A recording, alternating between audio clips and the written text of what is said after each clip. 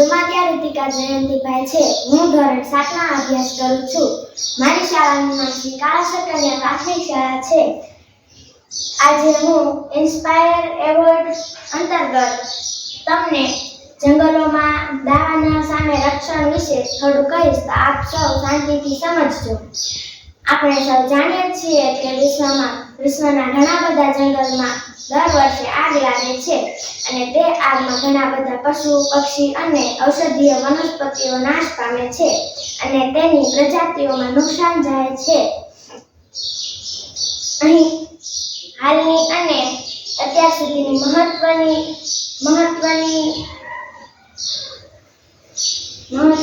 જંગલોમાં લાગેલ આગ વિશે તમને થોડું કહી, ખૂબ જ નુકસાનકારક અને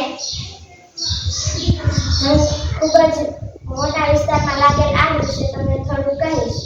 તો 2003માં સાઇબેરિયાના જંગલમાં 2,22,577 કિલોમીટર વર્ગ સુધી આગ લાગી હતી। તેમાં ઘણું નુકસાન ગયું હતું। તેમાં ઘણા પ્રાણીઓ અને પક્ષીઓ પણ મરી ગયા હતા। 2019માં ઓસ્ટ્રેલિયાના જંગલમાં 1,69,968 કિલોમીટર વર્ગ સુધી આગ લાગી હતી, જેમાં પણ ઘણું નુકસાન ગયું હતું અને પશુ, પક્ષી અને પ્રાણીઓ મરી ગયા હતા। 2014માં કેનેડાના જંગલમાં આગ લાગી હતી। તેમાં 34,398 કિલોમીટર વર્ગ સુધી આગ લાગી હતી। તેમાં ઘણા પ્રાણીઓ અને પશુ પક્ષીઓ મરી ગયા હતા। 2004માં અલાસ્કાના જંગલમાં આગ લાગી હતી। તેમાં 26,709 કિલોમીટર વર્ગ સુધી આગ લાગી હતી અને તેમાં ઘણું નુકસાન ગયું હતું। 1939ના ઓસ્ટ્રેલિયાના જંગલમાં આગ લાગી હતી, જેમાં 20,235 કિલોમીટર સુધી આગ લાગી હતી અને તેમાં ઘણું નુકસાન ગયું હતું। તેના પ્રાણી, પક્ષીઓ અને ઘણા વૃક્ષો મરી ગયા હતા અને સળગીને રાખ થઈ ગયા હતા। હાલમાં ઉત્તરાખંડના જંગલમાં આગ લાગે છે।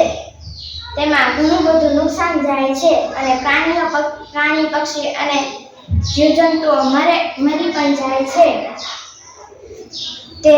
તે બચાવવા માટે અત્યારે જંગલોમાં કુવા જેવા ખાડાઓ કરવામાં આવે છે, જેમાં વરસાદના પાણી ભરવામાં આવે છે। તો તે કુવાના ફાયદા આપણે જોઈશું।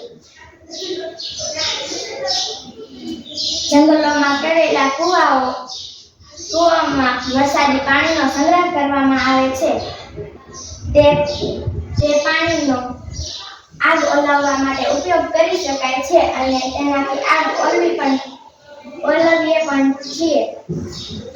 તે પાણીના કારણે જંગલો લીલાછમ રહે છે અને આગ લાગવાની શક્યતા ઓછી રહે છે। તે કુવાઓમાં પાણી ભરેલું હોય છે, જેથી પશુ, પક્ષીઓ અને જીવજંતુઓ પાણી પી શકે છે। આ કુવાઓના કારણે જમીનનું જળસ્તર ઊંચું આવી જાય છે અને પાણી ઉપર આવે છે। આ કુવાઓના કારણે પશુ, પક્ષીઓ અને આ કુવાની ઉપર ઢાંકણા ઢંકાયેલા હોય છે, જેથી પશુ, પક્ષીઓ અને માણસ અંદર પડી ના જાય અને તેનો જીવ બચી શકે। આવા જંગલોને વર્તુળાકારમાં વહેંચી દેવામાં આવે છે, જે અહીંયા બતાવેલું છે। તે વર્તુળની અંદર નાના નાના વર્તુળ કરેલ છે, જે જંગલોમાં બનાવેલા કુવા છે। તે કુવાની આજુબાજુ ટાવર બનાવેલા હોય છે, જે ટાવર પરથી પણ ખબર પડે છે કે આ ટાવરની આજુબાજુ કઈ કુવા છે।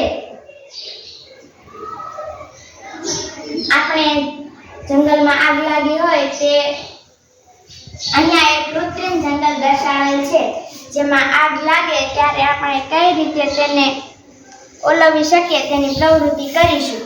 અહીંયા એક સર્કિટ દર્શાવેલ છે, જ્યાં તેમાં એક અહીંયા ધુમાડો પારખવાનું યંત્ર પણ છે.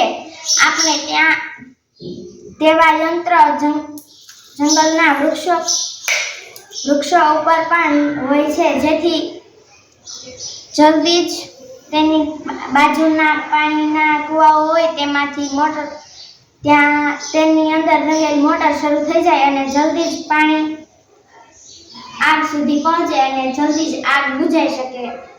તે પ્રવૃત્તિ આપણે અત્યારે હવે કરીશું. અહીંયા ધુમાડો પારખવાનું યંત્ર છે, તેની પાસે ધુમાડો જાય તો તેનાથી મોટર શરૂ થઈ જાય છે.